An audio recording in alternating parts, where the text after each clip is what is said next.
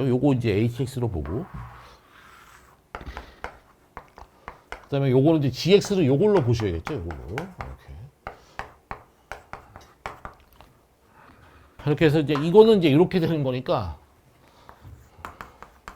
이렇게 되는 거니까, 이게 아까하고 좀 다른 게 뭐냐면 이게 1이 달려있으니까 이거 0이 되는 순간이 없죠. 무슨 말인지 알겠죠? 그냥 이게 0보다 큰 거죠, 구조 자체가. 증가함수가 되고, 무슨 느낌인지 알겠죠, 구조 자체가. 그래서 이제 요거 해석을 할 때 이거 무슨 말인지 알죠? 이렇게 되면은 요걸 이제 항등식 관점에서 이제 해석을 하는 건데, 항등식 관점 해석을 하는 건데, GX 그래프 계획은 이제 다 아는 거고, 원점 지나고 이제 증가함수가 이렇게 GX가 있는 거고, 그래서 이제 요 식을 요렇게 해석을 하는데,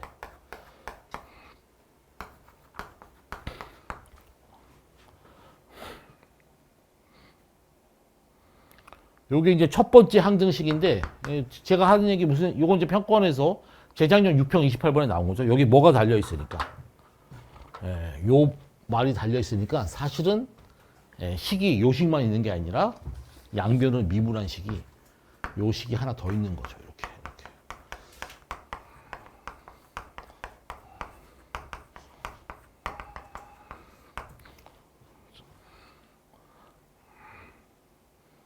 그래서 이제 요 두 식을 이렇게 만들어 놓고 요 나의 조건을 가지고 문제에서 물어보는 거 이제 찾아가는 거죠. 지금 앞에 문제는 이게 아예 없기 때문에 미분 가능하다는 거 갖고 이제 찾은 거고, 이거는 이제 아까 같이 이게 양수니까 이 자체는 그냥 당연히 미분 가능하겠죠. 구조 자체가. 그러니까 그래서 이제 이번에는 뭐를 갖고 찾아야 되냐면 요거를 갖고 해석을 하셔야겠죠. 요거를 갖고.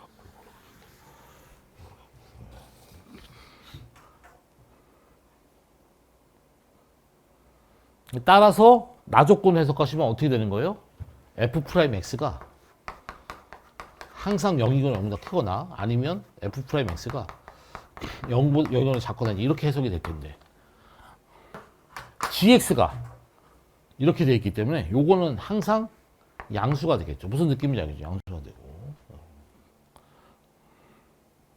따라서 요게 항상 양수기 때문에 F'X하고 H'X가 부호가 항상 같을 수밖에 없다는 거예요. 구조 자체가. 무슨 느낌인지 알겠죠?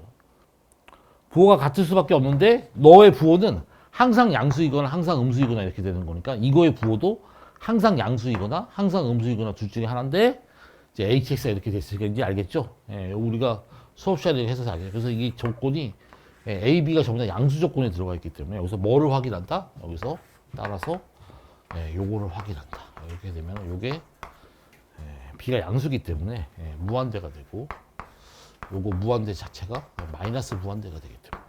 그렇죠. 따라서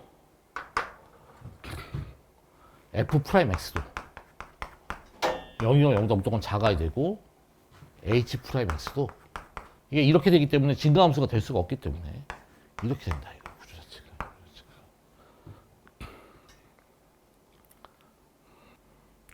따라서 이제 문제에서 이렇게 문제에 물어보면 구하는 게 결국 A하고 B에 관한 관계식을 구하셔야 되기 때문에, 그래서 A, B하고 B의 관계식을 결국 어디서 구한다? 이 정보로부터 구하고, 따라서 이 문제는 뭐를 그리면 된다? Y는 H'X의 그래프를 그린다.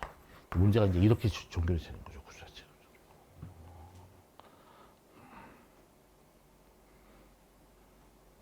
내용 자체는 뭐 우리가 그동안에 쭉 다뤄왔던 문제들하고 대동소이하고, 실질적으로 프랙티컬하게 시험장에서 이런 문제를 헛발질을 하냐 안 하냐를 결정하는 것은 과거 평가원 기출문제 합성함수 문제들을 미분을 통해서 해석하지 않고 이상한 뭐 N축 같은 걸 쓰고 이렇게 공부를 해왔으면 당연히 이 문제 풀 수 없다 이거 자꾸 얘기하죠.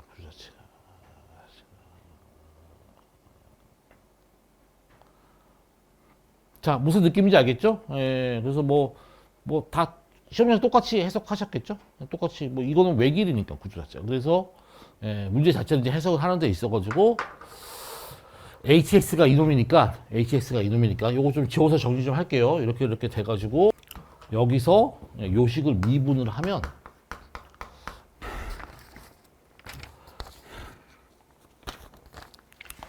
미분한 식이 이제 요게 요렇게 정리가 되고, 요렇게 정리가 되고,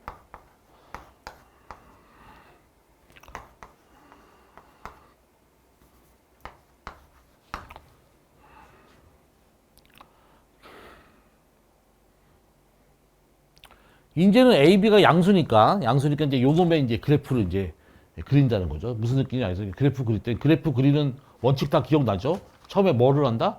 불연속점을 체크하고, 두 번째는 엔드를 체크하고, 그 다음에 X절편, Y절편, 프라임, 투 프라임. 무슨 말인지 알겠죠? 우리가 그래프 그리는 이론 체계 했던 거, 1학기 때 수업한 거 머릿속에 정확히 있어가지고, 예, 자꾸 얘기하는데, 그래프를 못 그리면 아무것도 할 수가 없다는 거예요. 자꾸 얘기하는데. 예, 그래서, 예, 첫 번째, 그죠? 요게 연속함수니까 엔드를 확인하셔야겠죠. 그래서 여기서는 당연히 요거 확인하고, 그다음에 요거 확인하고, 그 다음에 x절편, y절편 하게 되니까 요거까지 확인을 하고,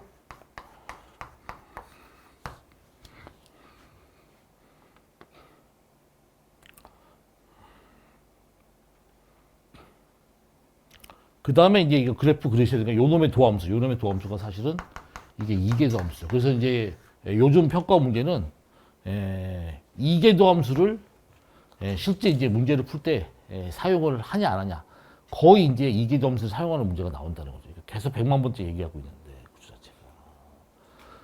그러니까 이제 이계도함수까지 내려가는 문제가 만들어져야지 뭐를 써서 풀 수가 없다? N축으로 풀 수가 없다는 거예요. N축으로. 그래서 요즘 나오는 문제도 전부 다 N축 적용 문제니까.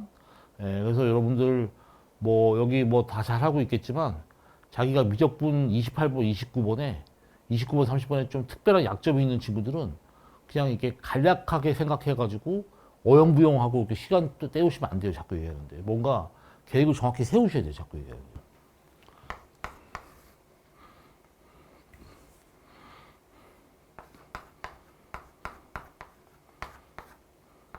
요게 이렇게 정리가 되고,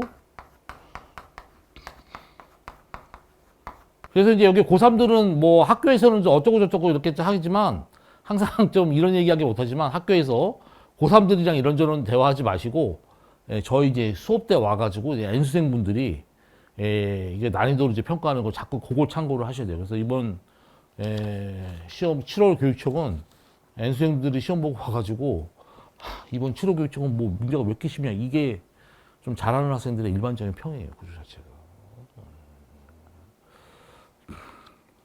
이제 이렇게 나오는 거니까 요 놈의 그래프가 여기가 마이너스 b가 전부 다 이렇게 정근선이 되는 거니까 여기 y는 마이너스 b가 있는데, 이게 자꾸 얘기하면 이게 음수예요. 지금 ab가 아까 그 글 본 거 보면 ab가 전부 다 양수적 분위기 다 똑같다고 이렇게 돼 있었죠. 그래서 구조 자체가 여기 이제 0이 뭔가 x좌표가 있고 여기가 마이너스가 있고 이가 이렇게 있어가지고 그래프 개형이 요렇게 갔다가 요게 요렇게 됐다가 이제 요렇게 가는 요게 이제 요렇게 되는 그래프 개형이 되겠죠. 구조 자체가. 요게 H 프라임 X 그래프예요. H 프라임.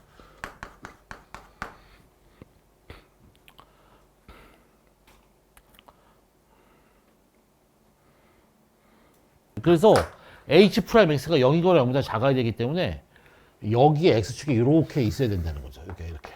이렇게 있어야 되는 상태인데, 여기까지가 이제 어떻게 되는 거냐면 여기까지를 해석했을 때요.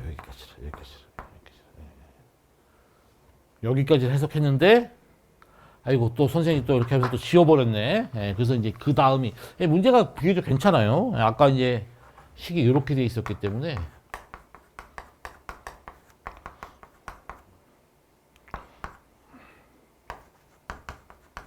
이제 알겠죠. 이 식에다가 뭐를 집어넣으면, 이거를 집어넣으면 H 프라임 K가 0이 돼야 되니까 무슨 말인지 알겠죠. 구조 자체가. 그리고 H 프라임 X는 항상 0이거나 0보다 작아야 되고 무슨 말인지 알겠죠. 따라서 여기가 X축이 정확히 이렇게 있어야 된다는 거죠. 이렇게 있어야 되고 여기에 해당되는 게 요 값이 K 값이 이렇게 돼야 된다. 이렇게 되고. 그리고 그때 요 함수 값이 H 프라임 마이너스 2인데 H 프라임 마이너스 2 값이 이게 64분의 A에 마이너스 B가 되는데 이게 0이 돼서 여기서 이제 뭐가 나오냐면 A가 64B가 나온다는 거죠. 그래서 제가 보기에는 여기까지는 이렇게까지 이제 문제가 설계되어 있으면 문제 자체의 어떤 완성도나 이런 거 자체가 흠잡을 데가 없는데 그 다음에 이제 요 다음에 이제 요거를 조금 추가해 갖고 이제 조건을 좀 단 게 약간 교육청스럽다. 그렇지만 해볼만 하다. 무슨 느낌인지 알겠죠? 그런 느낌이다 이거죠.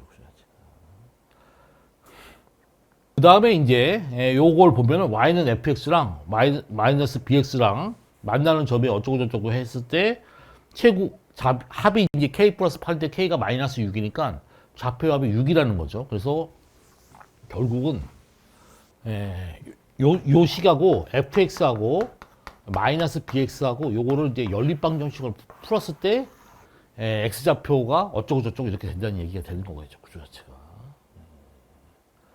다 이해할 수 있겠죠? 이렇게 되니까 요거 이제 연립을 시키면 느낌 알겠죠?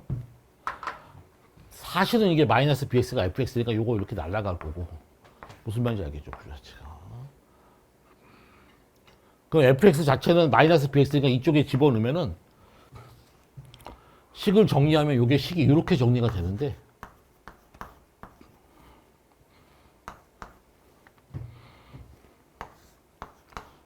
여기 12가 되는데 A 값은 이미 64B인 걸 알고 있으니까 요 방정식에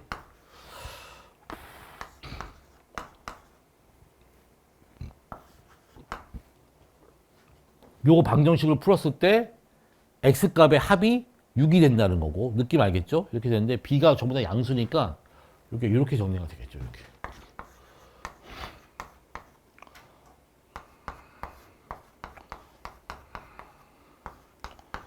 그래서 빼기 3 이렇게 날라가서 이제 알겠죠? 요거 방정식을 풀 때 이거 B가 있는데 B가 뭐니까 실수니까 요거는 대수적으로 풀 수 있다 없다? 풀 수 없다. 그래서 방정식의 해법의 이론 정확히 아셔야 돼요. 그래서 방정식이 풀리려면 저 자체가 정수 조건이 들어가지 않으면 풀 수 없는 거죠. 그래서 해서 요거를 그래피컬 메서드로 해석을 여기가 3승인데 그래피컬 메서드 해석할 때 요거를 요렇게 놓고 그래피컬 메서드 쓰셔야겠죠. 그렇죠? 이제는 요 x 좌표가 요 그래프랑 요 그래프의 교점의 좌표를 하는데 요거를 세로운 함수로 ix로 두면 문제는 괜찮은 것 같아요. 요 자체가 느낌 알겠죠? i 제로가 이게 12분의 64인데 이게 공교롭게 3분의 16이 되기 때문에 무슨 말인지 알겠죠? 그 자체가.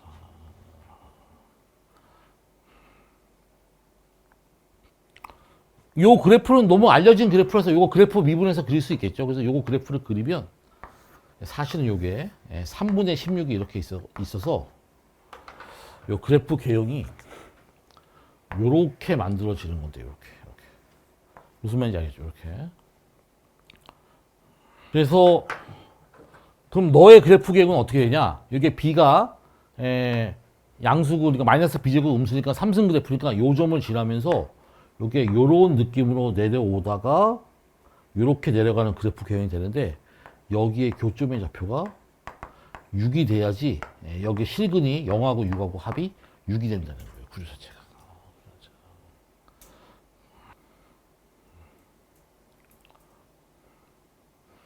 뒷부분도 우리가 이제 방정식의 근을 조사를 할 때 그래피컬 메소드를 이용해서 조사를 할 때 무슨 말인지 알죠? 그래피컬 메소드를 이용해서 조사를 할 때 우리가 관찰하는 그래프 자체를 식을 변형해서 관찰할 것인지 아니면 있는 그대로 관찰할 것인지 하는 관점에서 뭐 이것도 뭐 그냥 한 번 정도 받을만 해요. 무슨 말인지 알겠죠? 이제 문제 자체가 이제 여러 가지 요소가 좀 짬뽕 돼가지고 난이도를 높이는 게 이제 교육적 문제가 갖고 있는 고유의 특징인 거고 여러분들 이제 수능에 가게 되면 아까 이제 이런 문제가 뭐 좀 어지러워 보이지만 사실 뭐 상위권 학생 입장에서는 별로 어렵지 않게 느끼는 게 뭐냐면 수학적인 깊이가 뭐 그렇게 있는 건 아니고 여러분들이 8번하고 7번을 딱 비교해 봤을 때 무슨 느낌인지 알겠죠? 7번이 훨씬 심플한데 이 문제를 마무리되는 어떤 사고 과정이나 이런 걸 보면은 7번이 수학적 내용이 훨씬 더 깊죠. 구조 자체가. 그래서 이런 느낌이 수능 평가원 느낌이라는 거예요. 자꾸 얘기하지만. 구조 자체가. 일단 마무리하면 그래서 이 방정식의 합이 K 플러스 8이 된다는 말뜻 자체가 요 방정식의 실근 중에 하나가 뭐가 된다는 거니까. 6이 된다는 거니까. 무슨 말인지 알겠죠? 그래서 여기서 6을 대입해서 식을 정리하면은, 집어넣어서 정리하시면, B제곱이 54분의 1이 나오고, 따라서 우리가 구하는 건 A 곱하기 B가, 사실은 B가, 아까 A가 64B였기 때문에, 여기 64에 B제곱이 돼서 요거 집어넣어서 정리하시면, 요 값이 27분의 32가 나오는 거죠. 항상 교육청 문제는 시험을 잘 보는 학생한테는 의미가 없고요. 그러니까 이거를 맞았다고 해서 수능에서 28, 29번, 30번을 맞출 수 있는 게 아니기 때문에 그렇지만 이거를 못 푸는 학생들은 좀 의미를 심각하게 받아들여야 된다 이거죠. 이거조차도 못 풀면 수능에서 28, 29번, 30번을 맞출 확률이 거의 없기 때문에 자꾸 얘기하지만 공부를 좀 더 어떻게 계획을 세서 할지 이거를 잘 준비를 하셔야 돼요. 무슨 느낌인지 알겠죠?